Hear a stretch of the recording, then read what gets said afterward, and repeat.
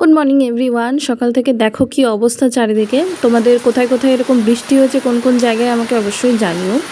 সকালবেলায় বৃষ্টির আমেজ মেটার পর আমি একটুখানি ব্রেকফাস্ট বানিয়ে নিলাম। আজকে সেই মুগ ডালের চিলাটাই বানিয়েছি, কিন্তু এটা যেহেতু ভেজ আমি একটু এর মধ্যে পেঁয়াজ লঙ্কা এগুলো অ্যাড করে নিয়েছি।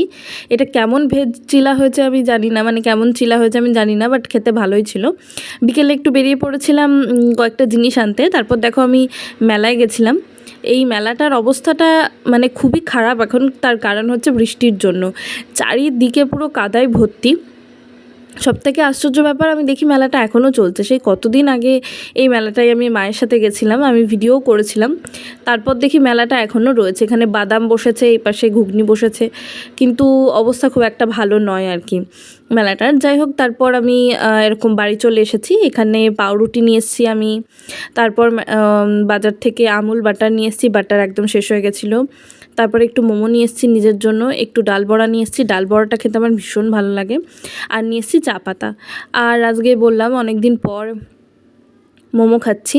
এইটা হচ্ছে মোমো আর এটা হচ্ছে মোমোর স্যুপ, খুবই ভালো ছিল খেতে এই মোমোটা।